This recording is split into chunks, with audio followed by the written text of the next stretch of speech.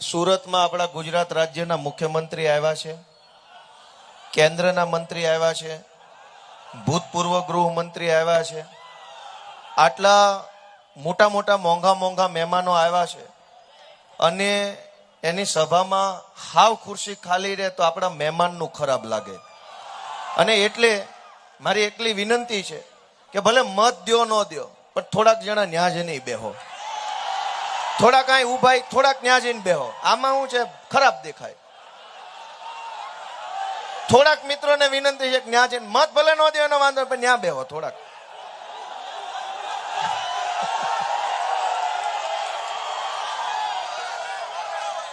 દોસ્તો, આજથી ઘણા વર્ષ પહેલા પાટીદાર અનામત આંદોલનની સભા કિરણ ચોક ઉપર થઈ હતી અને એ વખતના બધા કદાવર નેતાઓની સાથે હું એક નાના સૈનિક તરીકે એ સભામાં હતો ને મારું વક્તવ્ય હતું. અને મને એ માહોલ યાદ આવે છે કે એ વખતે પીળી ટોપી હતી, મેં પીળી ટોપી પહેરી હતી. મારો જૂનો વિડીયો જો કોઈ જોયો હોય તો ત્યારે પીળી ટોપી હતી આંદોલનની અને ખૂબ જોશીલા દમદાર ભાષણો અમે બધાએ કર્યા હતા. મને મારું ભાષણ યાદ છે. આજે પીળી ટોપી દેખાય છે, એવડા માણસો દેખાય છે અને એના કરતા 1000 ગણો વધુ જુસ્સો પણ તમારી અંદર દેખાય છે. એટલે મને સમય યાદ આવે છે. સુખ અને દુઃખ બે થાય છે. કેટલો બધો સંઘર્ષ વેઠી લીધો, કેટલા વર્ષોની પીડા ભોગવી લીધી, એફઆઈઆરો થઈ, જેલમાં ગયા, ગાળો ખાધી, અપમાન સહન કર્યા, ટીવી મીડિયામાં અમારી ઉપર બેફામ આરોપો કરવામાં આવ્યા, અનેક પ્રકારની યાતના ભોગવીને આજ અહીંયા જયારે ઊભા છે ત્યારે ભોગવેલી યાતના જોઈએ ને તો થોડુંક દુઃખ લાગે. કેટલું વેઠી ગયા આપણે.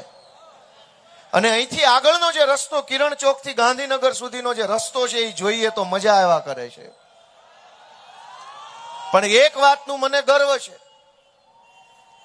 કે અનેક લોકોએ જેલની બીકે પાર્ટી બદલી, એફઆઈઆર ની બીકે પાર્ટી બદલી, હોદ્દા માટે પાર્ટી બદલી, પૈસા માટે પાર્ટી બદલી, ખુરશી પર બેસવા પાર્ટી બદલી, વિચારો બદલ્યા, રસ્તો બદલ્યો, બધું જ બદલ્યું, ખેસ બદલ્યા, ટોપી બદલી. હું એકમાત્ર ઈ માણસ છું જેને કોઈ દી રસ્તો નથી બદલ્યો, વિચાર નથી બદલ્યો. અમે અમારી ટોપી નથી બદલી, ખેસ નથી બદલ્યો. શું કામ? કે અમે પોતે બદલાઈ જવા નહીં, સમાજની હાલત બદલવા માટે થઈને લડાઈ લડી રહ્યા છીએ. દોસ્તો, અમારે નથી બદલાઈ જવું અને રસ્તો બદલી નહીં. એ ધારાસભ્ય બન્યા અને હું મારા રસ્તા ઉપર વટથી ઉભો રહીને ધારાસભ્ય બન્યો. દોસ્તો, એમાં શું વાંધો છે? ધારાસભ્યો બનવા રસ્તા ન બદલવાના હોય. તમે તમારા રસ્તા ઉપર ચાલો, તમે તમારા વિચાર ઉપર અડગ રહ્યો, હિંમત કરો તો સમાજનું દિલ બહુ મોટું છે. તમને ધારાસભ્ય શું વડાપ્રધાન બનાવી શકે એમ છે.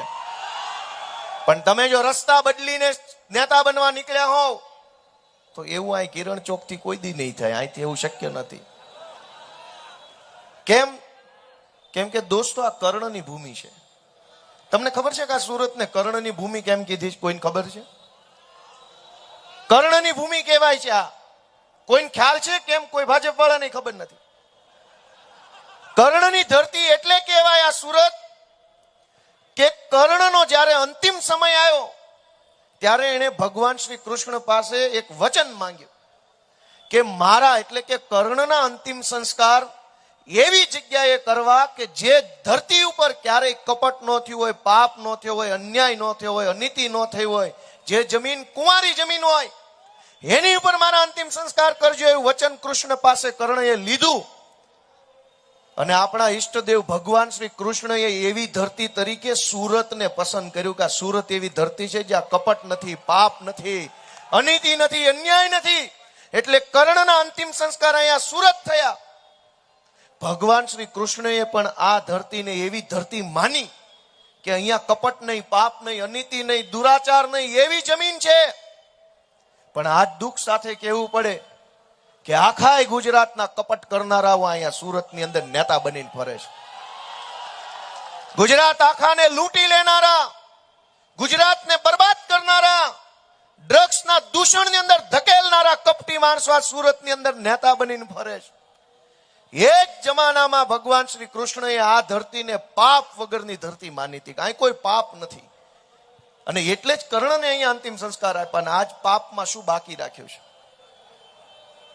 ગામ શેરીએ શેરીએ શેરીએ કોમ્પ્લેક્સમાં દરેક જગ્યાએ બેફામ ડ્રગ્સ વેચાય.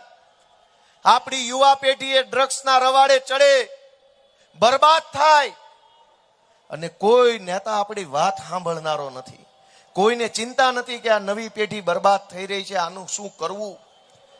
અહીંયા ઉભા ઉભા ભાષણો કરે છે, વિકાસ વિકાસ વિકાસ. ક્યારેક તો તમે અમારા જુવાનિયાની સામે જોવો કે આ કઈ પરિસ્થિતિમાં જીવે છે. આપણી નવી પેઢીના જુવાનિયાઓ માટે આ આખા સુરતમાં કોઈ વ્યવસ્થા ભાજપે ઊભી ન કરી. એના પરિણામે જુવાનિયા પાસે આગળ વધવાનો કોઈ રસ્તો ન રહ્યો.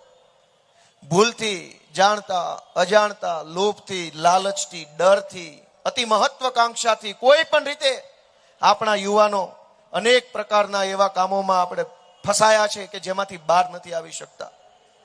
દિલ્હીની, હરિયાણાની, પંજાબની પોલીસ આવીને વરાછામાંથી, કતારગામમાંથી, કામરેજમાંથી છોકરાઓને પકડી પકડીને જેલમાં પૂરી દે છે. ખાતું ભાડે આપ્યું હોય, 5,000 રૂપિયા કમાણા ન હોય અને બાપાને આવે 5 લાખનો ખર્ચો. હરિયાણામાં વકીલ ગોતે, દિલ્હીમાં વકીલ ગોતે, ગુરુગ્રામમાં વકીલ ગોતે. મારી વાત સાચી છે કે ખોટી? એ આપણા યુવાનોને સાચા રસ્તે વાળવાનું કામ કોણે કરવાનું હતું? સરકારે કરવાનું હતું.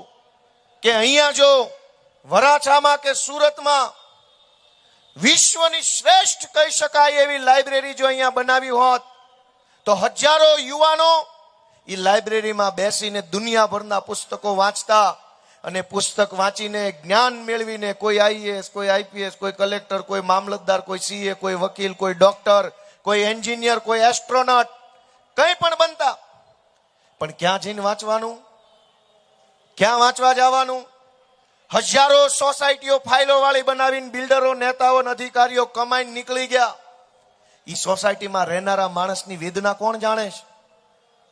તમે જોવો કે અનેક સોસાયટીઓ આખા વરાછામાં, સરથાણામાં, પૂણામાં, કરંજમાં, કતારગામમાં હજારો સોસાયટીઓ ફાઇલ વાળી. જે મકાનમાં આપણો જન્મ થયો એ મકાનના માલિક જ આપણે નહીં. એનું નામ વિકાસ? કે જે મકાનમાં આપણે 2 પેઢીથી રહેતા હોઈએ એ મકાનના માલિક આપણે નહીં. શું કામ? કે આજથી 20-30 વર્ષ પહેલા બિલ્ડરે, ભાજપના નેતાએ અને અધિકારીએ ત્રણેય મિલીભગત કરી પૈસા ખાઈ ઇલીગલ સોસાયટીઓ મન ફાવે એવી રીતે જ્યાં હોય ત્યાં બનાવી નાખી.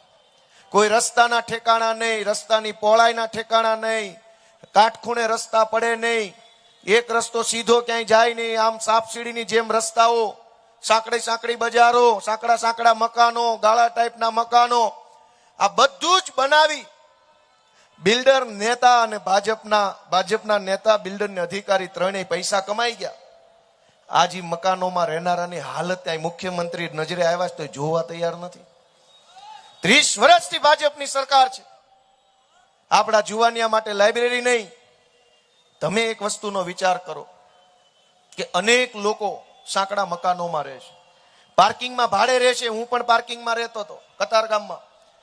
છોકરાએ ભણવું હોય, વાંચવું હોય તો ક્યાં બેસીને વાંચવાનું? ઘર એટલું હાંકડું હોય કે બેડરૂમમાં બેસું કે હોલમાં બેસું કે રસોડામાં બેસું. મારી વાત સાચી છે ખોટી છે?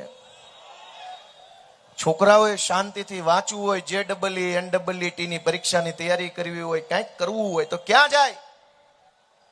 એક ખટારો નેતા અહીંયા સુરતમાં આવ્યા છે દિલ્હીથી ને ગાંધીનગરથી, પણ કોઈ આપણા છોકરાની વાત નથી કરતું.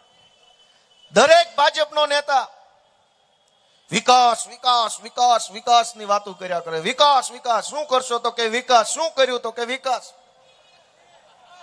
પણ તમે વિચારો એક વખત દોસ્તો બધાય કે ગામડે રહેતા હતા સૌરાષ્ટ્રમાં આપણા બાપ દાદાઓ, અને આપણામાંથી ઘણા લોકો જે હમણાં છેલ્લા 5, 7, 10 વર્ષમાં સુરત આવ્યા છે, કોઈ 20 વર્ષમાં આવ્યું. સરકાર 30 વર્ષથી ભાજપની. ગામડે શાળા નહોતી, ગામડે દવાખાના નહોતા, હારા રોડ નહોતા, પીવાનું અને ખેતીનું પાણી નહોતું.